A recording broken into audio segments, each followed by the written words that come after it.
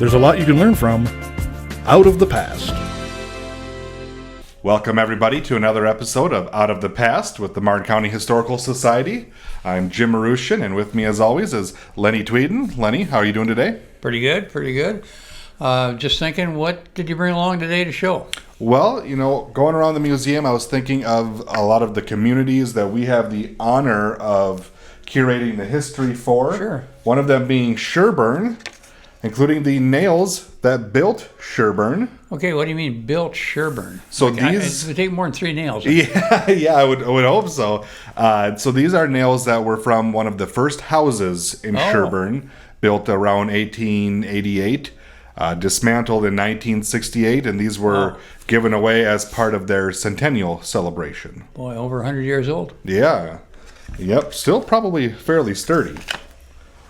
Then heading over to the world of dairy, we've got these Sherburn Creamery butter stamps. So from something that made Sherburn to something that Sherburn made. So how do they use those, do you know? I do not. I'm a good consumer of butter, not a creator of butter. I'll second that. Then we've got a few items here. This is a farm and livestock record book from the one of the lumber companies. And inside, we've got some interesting things here. I thought this was interesting. Walter Hansen, International Harvester Salesman. And it says here, if not delivered within 5 days, return. So I think that's an interesting one. And this comes from Morgan's Furniture in Sherburn. It's a war ration book from 1943 during the Second World War. So there you've got some war ration stamps for the Wenberg family out of Sherburn. So yeah, lots of interesting things. There's obviously plenty more at the museum for Sherburn and a lot of our other communities. Right, and I always think of Sherburn, too. They had such a good basketball team back in 1970. Mm-hmm. They won the state championship when there was only one class basketball team. Sure. They beat St. Paul in the finals. Oh, my goodness. Pretty handily, actually, so they were undefeated. Wow. So, great team. And we've got a lot of other interesting and artifacts from Sherburn, too. We do, yeah. We've got quite a bit. Their centennial book I can think of is interesting. Yep, their centennial book, lots of yearbooks, lots of things from other businesses that were in Sherburn. We've got in our interactive room, we've got a great mural of Dale Gardner. Right. He was an astronaut in the 80s, I think. I think it was, yeah. Yeah, so lots of really cool things, and we continue to get them in. So today we're going to look at an interview that you recently completed with Steve Larsen. Lenny, what can you tell us about him? Well, Steve's a Fairmont native. He's done just a number of different things. He's an entrepreneur, if I said that right. Mm-hmm. He's started businesses. He's created businesses. He's a car enthusiast, and he's written a book about his life. And it's a very interesting book, and he's going to tell us about it. Okay, wonderful. Well, why don't we take a look at the interview? Let's do that. Okay, I'm excited to be here with you, Steve. You're a Fairmont native. You went on to a career as a high-tech CEO, venture capitalist. I don't know what any of that means. But anyway, you're also an author, and we'll talk about that in a little bit. But just in visiting with you, I found the experiences you shared about growing up in Fairmont were unique, interesting, and somewhat funny at times. So, tell us about some of those. Oh my goodness, where do I start? Where do I start? All right, since it's a somewhat of a political season, how about if we start where I had my first experience as a political operative here in Fairmont. This would have gone back a few years, quite a few, and when it was Nixon versus John F. Kennedy running for president, my father, who had been a Democrat, had to switch parties because the church we were going to was of certainty that if John F. Kennedy were to be elected president of the United States would now serve under the Pope. Okay? And my dad's church couldn't have that, so he had to switch to become a Republican. And so he dragged my brother and I think I was 8 years old. My brother was maybe 6, maybe 9, 7, somewhere in there, to Lincoln High School over by George Lake there. And they had a meeting where, a room not unlike this, sure. but it was the first grade kindergarten, I think. And they were working on campaign stuff. And my brother and I found that in the cloakroom, it was full of campaign tchotchkes. There were buttons and T-shirts and brochures and mailers, and best of all, boxes of bumper stickers, adhesive, reflective bumper stickers that said "Nixon Now." So we were looking at those like, little boy, we're in heaven, right? And a guy came in and said, "Can I help you boys?" And we said, "No, we could looking at these. Can we have any of these?" And he goes, "Are you kidding? The election's 3 weeks away. You can take all you want." Well, I quickly got the okay from my dad for us to walk home. We grabbed a box that had to have, I don't know, 800, 1,000 bumper stickers in it, maybe more. And we started out into the October night. The first thing was that every car in that parking lot got a Nixon Now bumper sticker. And then as we walked home, every car we came on in the street or parked up to somebody's house became a Nixon Now bumper sticker. And we were now maybe half of the way home, and we realized we haven't made a dent in these stickers. So in addition to cars, the street signs where it said Lucia and Anna Street, now those both sides had said Nixon Now. Right. And then as we made the turn, we realized, you know what? Mailboxes should have Nixon Now on them. So all the mailboxes got covered with these highly reflective stickers. Sounds like you were getting into kind of a sticky situation. Yes, exactly. We went by a big sign. A builder had put up lots for sale, lakeside lots. Sure. Covered in Nixon stickers. We made it home. My dad comes home, and can you imagine? Think for a minute. My father driving home from Lincoln grade school through this parade of reflective stickers on his headlights all the way home going, oh my God. A lot of reminders. And he said, "Did you ask people?" And of course we said, no. He says, "Tomorrow you've got to go and take all of those down." Well, I don't know, but those stickers, they don't come off. Not like today. We didn't get the one off my dad's car. So they stayed up for months. And my brother points out they also were good. They fixed bicycle seats. You could use those stickers to fix a lot of things. So we had Nixon Now stickers on everything for years. Flat tires, probably. Flat tires, yeah, it did work there. Sure. Well, that's humorous and interesting. And you're still alive. So. I'm still alive, yeah. Another one you told me about was a couple of interesting individuals you met up by the George Lake Dam. Oh, one of the things that's most amazing about Fairmont is in those times, it was an idyllic place to raise kids. And you know what? It still is. I drove around. What a wonderful place to raise children. It is just amazing. It's like their playground. Well, we used to play down by the George Lake Dam, and there was 2 guys there that had built, how do we call, I guess you'd call them shacks. Yeah. Sure. That's the modern term, shacks. And little small things, tiny. They could hold like a single bed, a little sink that just drained outside. I mean, it didn't go to any kind of plumbing. A little table where they had next to a kind of a pot-bellied stove, wood stove, and then a few bookshelf things that were really nothing more than like orange crates, where they had these true detective magazines with those lurid covers, whoever did those are just brilliant, which they would never let us look at.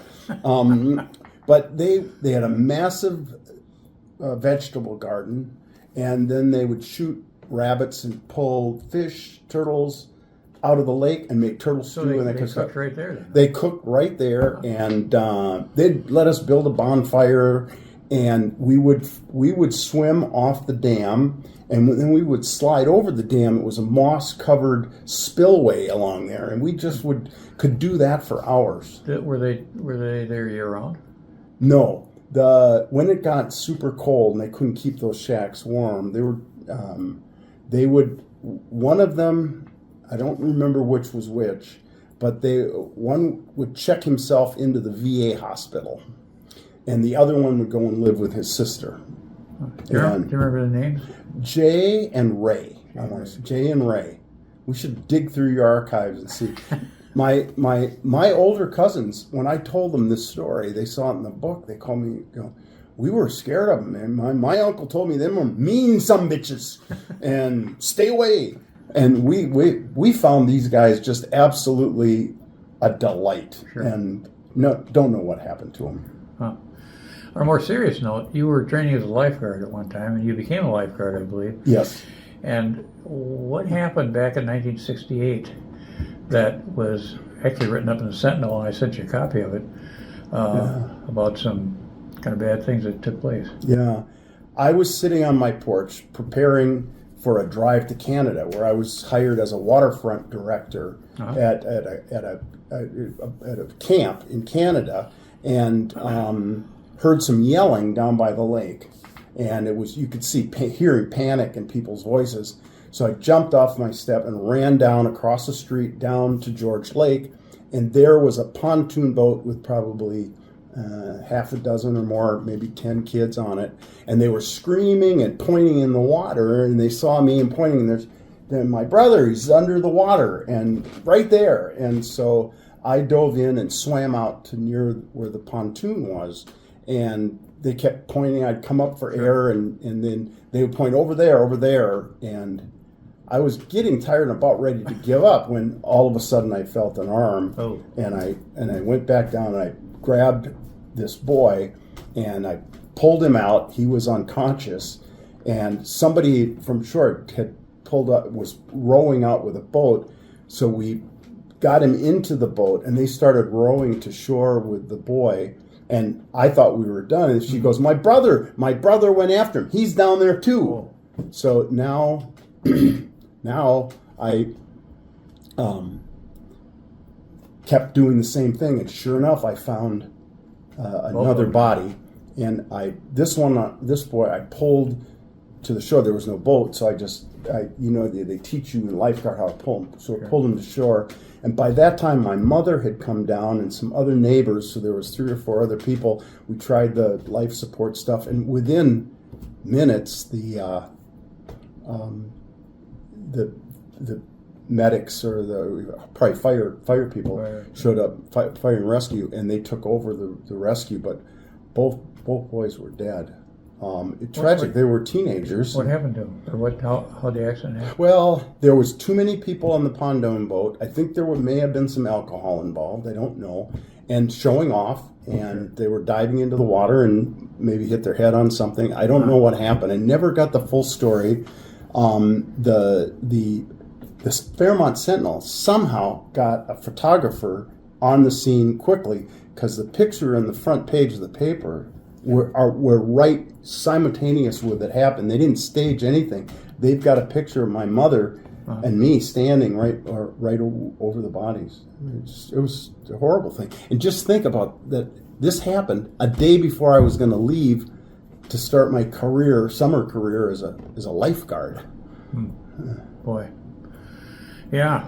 You had a few health issues too, especially when you were at a very young age. Well, 15 years old, I was going to a football physical in the old high school, the one that burned down, the junior high school. Yep. And you had to turn in this physical paper. Went to Dr. Kramer's office, who was the doctor for our family.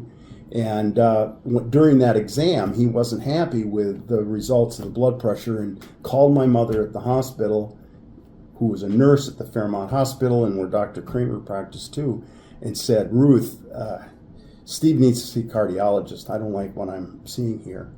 And within a day or two, I knew something was up, because this is the first time I'd ever gone. I'd seen Dr. Kramer by myself, right? Just stop in. But now she's there. My dad's there. And You're he's getting poking. nervous. Yeah, I'm getting nervous. And pretty soon he said, this boy's got a coarctation aorta root, and you need to have that operated on. And that's the University of Minnesota Heart Hospital. And with a matter of weeks, I think they had me, well, no, it would have been months.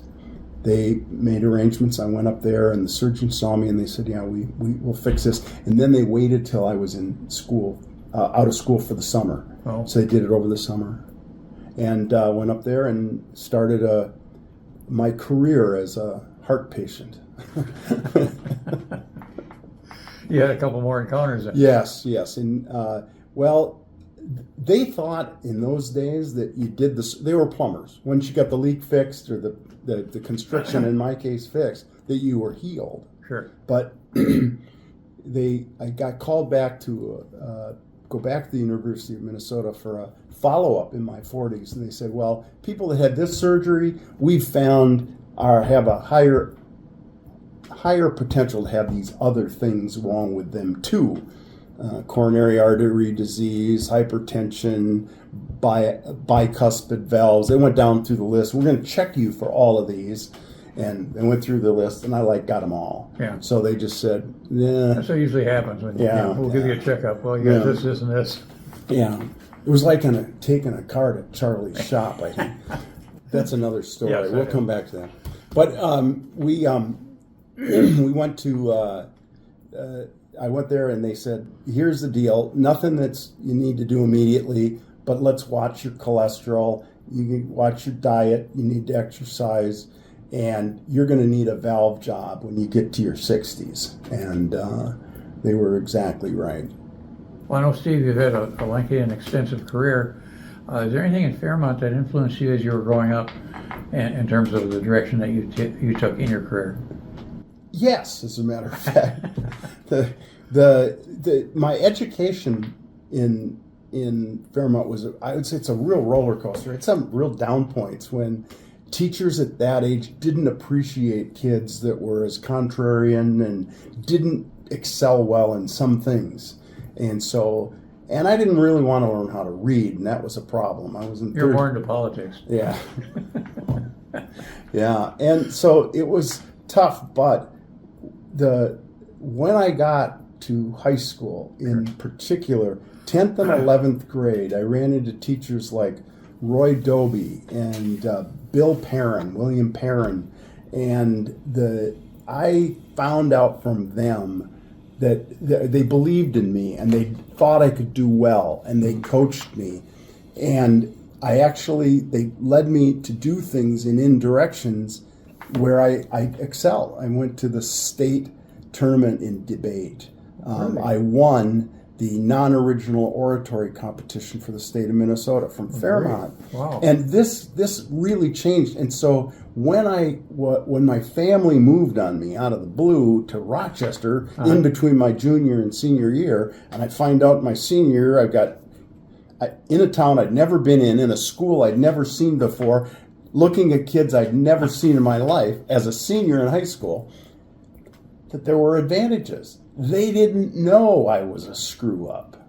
Right? So I could leave all of the baggage that I didn't want and only take the stuff that I wanted. Good thinking. And so Fairmont had enough great things that I could bring in it. By moving, it allowed me to only concentrate. So that set me up for a business where I said, you don't need to worry about the mistakes. Everybody makes mistakes. Focus on what works and keep showing up, and it changed everything, and it really helped me to eventually do well in business. It took a few years for me to figure it out, but it eventually happened. Well, just briefly, what were some of the things you were involved in your business and entrepreneurial career?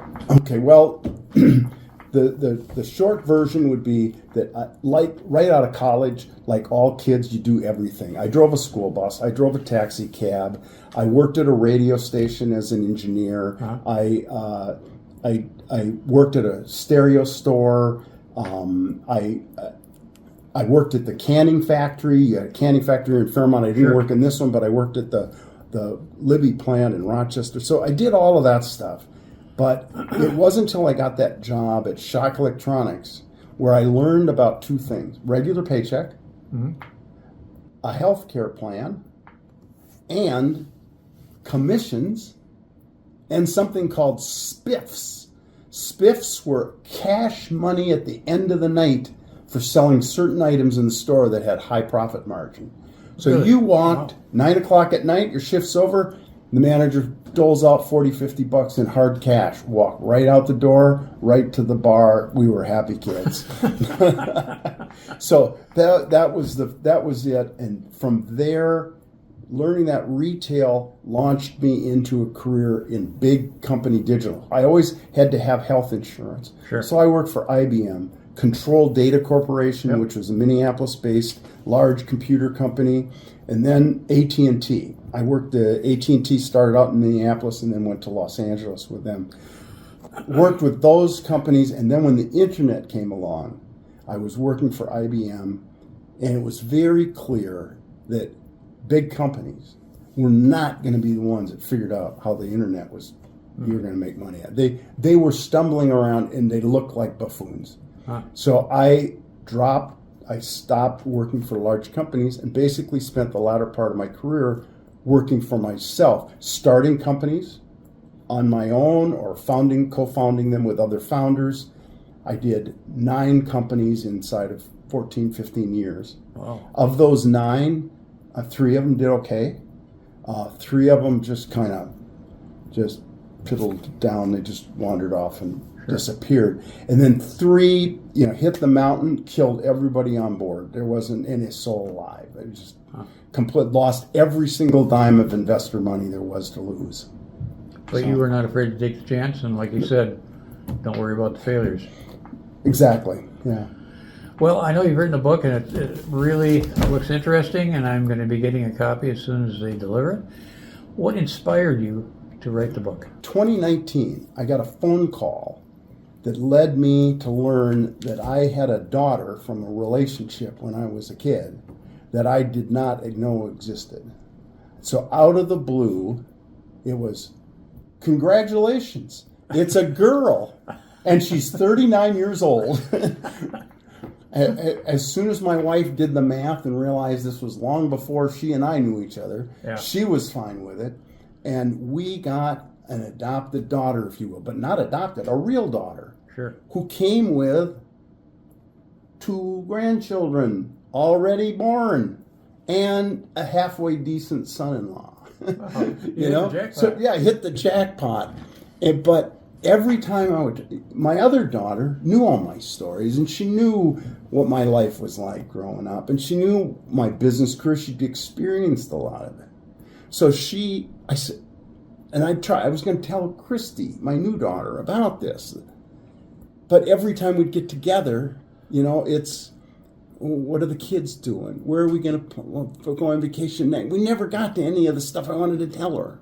So I said, I'm going to write it down. And that's how it started. But then it morphed, right?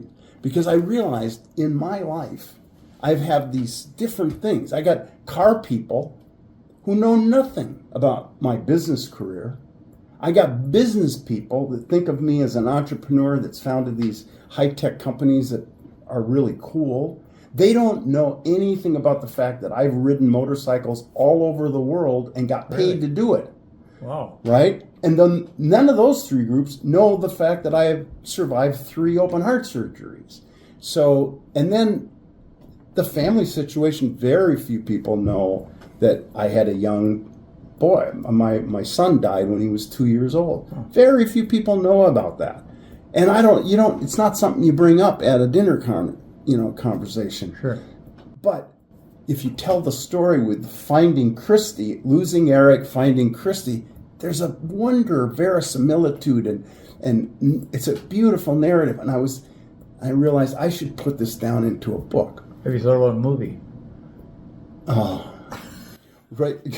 I have to tell you, forget the movie. I'm working on the audio version of the book, and I'm reading it myself, and I've read most of it, but now it's the engineer, it's the Jeff of the world that has got dealing with this thing, Jeff.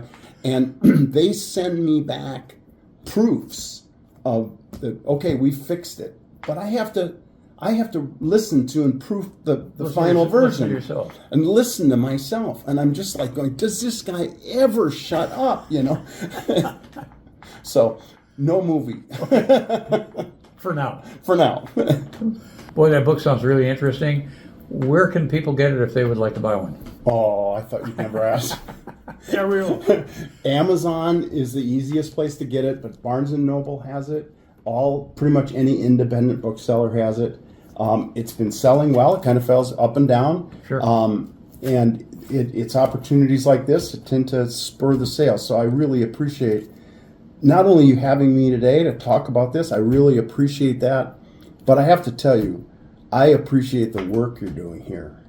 I think this is just amazing. I got a tour earlier, and it just blew me away what you're doing here, and I just can't say enough good things about that. Well, thank you. Appreciate it very much, and great visiting with you. Very interesting to hear all your stories, and thank you. Best of luck in the future. Thanks very much. Well, Lenny, that was a really great interview. Steve seems like a very enthusiastic guy. Oh, he really is. He has a lot to say. Great book. Make sure you get a chance to get the book if you can. It's on Amazon. Very interesting. Yeah, it sounds like it. If the interview was that good, I'm sure the book is probably even better. Very much so. Well, we thank you all for joining us again today. Please come back next time for another episode of Out of the Past. There's a lot you can learn from Out of the Past.